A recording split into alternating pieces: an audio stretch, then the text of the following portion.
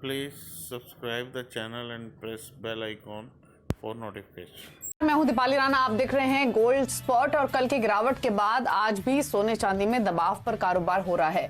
सोने में ऊपरी स्तरों से मुनाफा वसूली देखने को मिली है। हालांकि यूएस में 900 अरब डॉलर के पैकेज पर कांग्रेस की मुहर लगने के बाद सोने में निचले स्तरों पर सपोर्ट बना हुआ है। ऐसे में सोने और चांदी में क्या स्ट्रैटेजी आपको रखनी चाहिए, इसी पर हम फोकस करेंगे। गोल्ड स्पॉट में हमारे साथ Dubai gold and jewellery group के वाइस चेयरमैन चंदू सिरोया मौजूद हैं, एक्सिस सिक्योरिटीज के सुनील कटके हैं, मनीलिशियस कैपिटल के जयप्रकाश गुप्ता हैं और CNBC TVT commodity editor Manisha Gupta भी हमारे साथ बनी हुई हैं। गोल्ड के प्राइसेस एक बार फिर से 50,000 के नीचे अब ट्रेड कर रहे हैं। 49,700 के आसपास लेवल्स देखने को मिल रहे हैं, 50,000 के आसपास इनफैक्ट ये भी ट्रेड होते हुए हैं।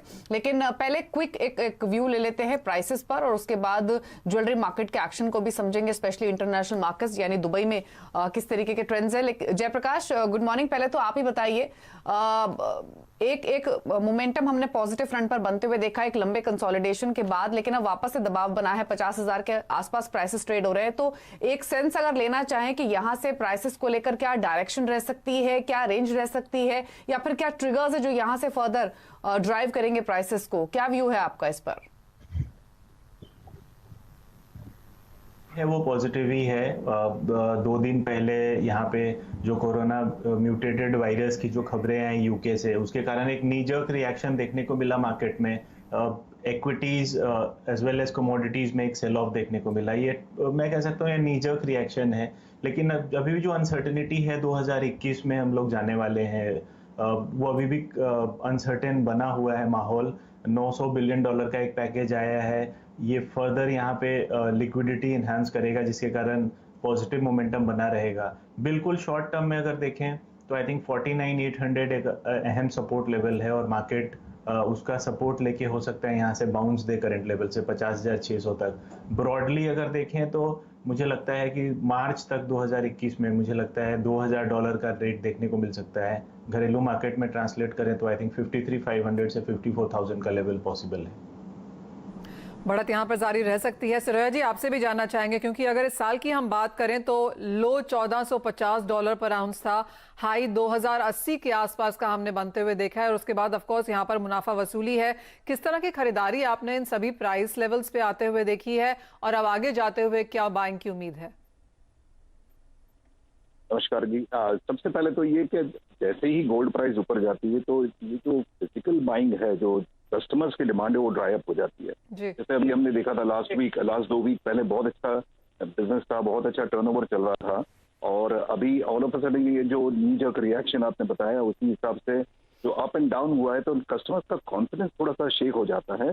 दुबई में हमने अभी एक स्पेशल प्रमोशन शुरू किया हुआ है, दुबई शॉपिंग फेस्टिवल शुरू है और अगले 45 दिन में हम 25 किलो सोना फ्री में देने वाले हैं रैफल के जरिए, और सेकेंड डे 1-1 किलो सोना दिया जा रहा है।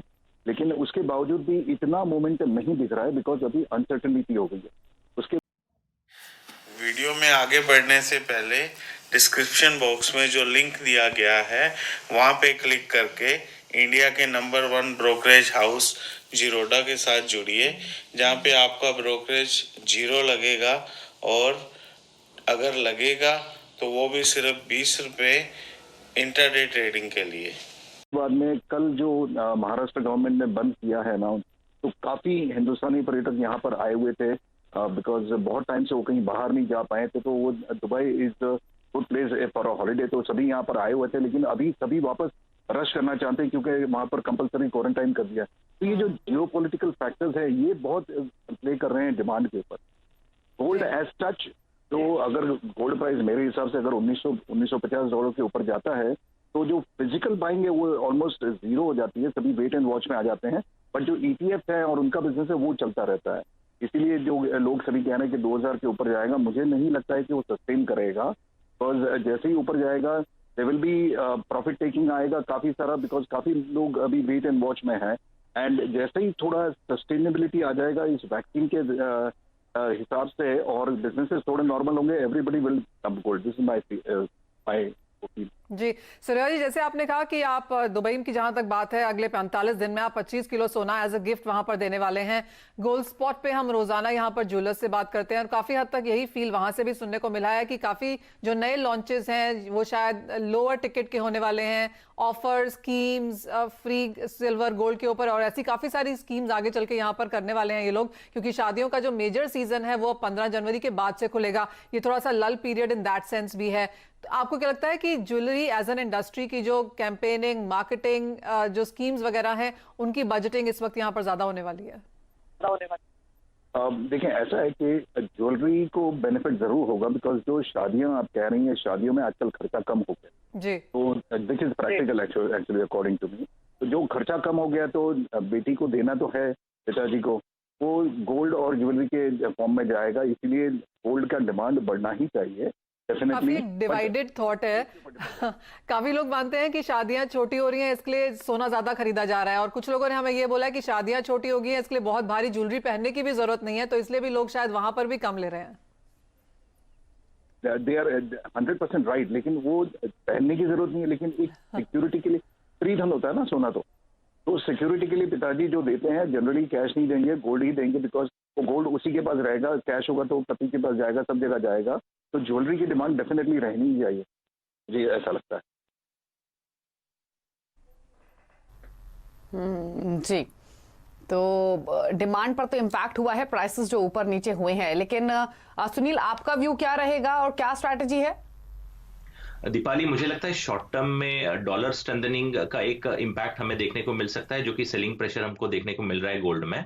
और मुझे लगता है 90.35 के रेंज में जो डॉलर इंडेक्स अभी रिबाउंड हुआ है, इवन इक्विटी मार्केट्स में हमने देखा है कि रिबाउंड हमने होते हुए देखा है। तो मुझे लगता है जो पॉजिटिविटी हम एक्सपेक्ट कर रहे थे $900 बिलियन का स्टिमुलस पैकेज के थ्रू, अभी उस पे ट्रंप ने एक सजेशन दाखिल किया हुआ है कि भाई ये वैल्यू जो है हमें रिविजिट करना पड़ेगा, और हो सकता है कांग्रेस और सेनेट को अगेन वीकेंड तक उनको रिवाइज करके आना पड़े। तो कहीं ना कहीं ट्रंप का इसको रिजेक्ट करना और कांग्रेस को और सेनेट को फिर से रिविजिट करके टर्म्स को चेंज करके फिर से ये स्टिमुलस पैकेज पे वीकेंड तक वापस आना, ये कहीं ना कहीं गोल्ड के प्राइसेस पे प्रेशर डाल रहा है अभी शॉर्ट टर्म में। तो मुझे लगता है इमीडिएट 1 या 2 दिन के लिए अगर इंट्राडे पर्सपेक्टिव या please subscribe the channel and press bell icon for notification. 1-2 दिन के पर्सपेक्टिव से देखें तो मुझे लगता है कि गोल्ड के प्राइसेस पे थोड़ा दबाव जरूर रहेगा। 50,000 और 50,100 के रेंज में सेल इनिशिएट कर सकते हैं। 50,300 का एक स्टॉप लॉस मेंटेन करके चलें, और मुझे लगता है 49,700 से लेके 49,500 का लेवल देखने को मिल सकता है। तो स्ट्रैटेजी गोल्ड पर आपकी स्क्रीन पर है। चंदू जी, शुक्रिया बातचीत करने के लिए और मौजूदा स्थिति पर इलैबोरेट करने के लिए। गोल्ड स्पॉट से आगे बढ़ेंगे और बात करेंगे क्रूड और बेस मेटल्स की। और क्रूड बेस मेटल्स दोनों ही अगर आप देखेंगे तो दबाव के साथ ट्रेड हो रहे हैं। अगर पहले क्रूड की बात करें तो 0.2% की कमजोरी इस वक्त देखने को मिल रही है, और यूएस में जो 18 दिसंबर का हफ्ता रहा उसमें क्रूड की इन्वेंट्री बढ़ने से भी कच्चे तेल पर असर बना है, और पिछले 3 दिनों में जो ब्रेंट भी है वो भी 6% ऑलमोस्ट लुढ़क चुका है। सुनील, क्रूड पर क्या रिकमेंडेशन रहेगी? इन स्तरों से भी नीचे जाने की पॉसिबिलिटी है? अगर हाँ तो क्या बेचकर चलना है या कोई और व्यू है? जी दीपाली, मुझे लगता है कि सेलिंग प्रेशर रहेगा। मुझे लगता है प्राइसेस जो है डोमेस्टिक मार्केट में 3,300 का लेवल भी छू सकता है आने वाले समय में। इन्वेंट्रीज ठीक ठाक हैं। लास्ट वीक हमने देखा 2.7 मिलियन बैरल जो है सरप्लस में इन्वेंट्री आया था, और इवन यूएस के रिकाउंट्स में भी इजाफा हमने होते हुए देखा है। और अभी जो नया स्ट्रेन डिस्कवर हुआ है जो कि कोविड के इन्फेक्शन रेट को बढ़ाएगा, तो उससे भी मार्केट में पैनिक है ना कहीं इसका डिमांड जो है एक कंसर्न रहेगा ही आने वाले समय में। तो सेलिंग प्रेशर हमें ऑलरेडी लास्ट 2 दिन से देखने को मिल रहा है। डे पर्सपेक्टिव से भी मैं रेकमेंड करूंगा कि 3,440 के रेंज में सेल करें, 3,470 का स्टॉप लॉस मेंटेन करके चलें, और 3,380 और 3,350 तक का टारगेट देख के चल सकते हैं। तब यहाँ पर मेटल्स की करेंगे जहां पर मुनाफा वसूली ऑलमोस्ट पूरा ये हफ्ता देखने को मिली है। जय, क्या स्ट्रैटेजीज हैं अब आगे जाके? ट्रंकेटेड वीक है ये।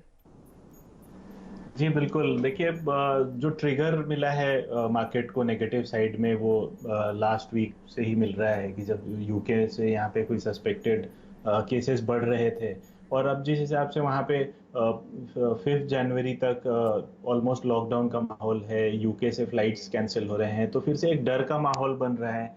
तो एक पॉजिटिव मोमेंटम जो क्रिएट हो रहा था ग्लोबल इकोनॉमीज में, लिक्विडिटी पंपिंग था, लग रहा था कि यहाँ पे डिमांड रिवाइवल होगा, उस पर एक छोटा सा ब्लिप जरूर है। और अगर आप देखें तो कल के बाद ऑलमोस्ट 10 डेज के लिए यहाँ पे इंस्टीट्यूशनल पार्टिसिपेशन नील के बराबर रहेगा, तो उससे भी यहाँ पे थोड़ा सा प्रॉफिट टेकिंग आ रहा है और पॉसिबल है कि ये प्रॉफिट टेकिंग थोड़ा सा और इंटेंसिफाई हो कल के दिन तक। तो मुझे लगता है बिल्कुल शॉर्ट टर्म में हायर लेवल्स पे बेचने की रिकमेंडेशन होगी, या कोई अगर लॉन्ग कैरी कर रहा है तो क्रिसमस से पहले अपने प्रॉफिट्स बुक कर लें, क्रिसमस एंजॉय करें। फिर न्यू ईयर में देखें कि यहाँ पे जो डर का माहौल मार्केट में बना हुआ है इन्फेक्शंस बढ़ने के कारण, उस पे कितना कंट्रोल हो पाता है और वैक्सीन के इफेक्टिवनेस पे भी यहाँ पे एक क्लैरिटी मिलेगी। तो मुझे लगता है कोई फ्रेश पोजीशन बनाना है तो वो न्यू ईयर में ही बनाना चाहिए। क्रिसमस एंजॉय करें, न्यू ईयर का वीकेंड है वो एंजॉय करें, प्रॉफिट बुक कर लेना चाहिए मेरे ख्याल से। तो मेटल्स में अगर मुनाफे की पोजीशंस हैं तो प्रॉफिट्स ले लीजिए, यही सजेशन है। और नए साल में फ्रेश स्ट्रैटेजी पर बात कर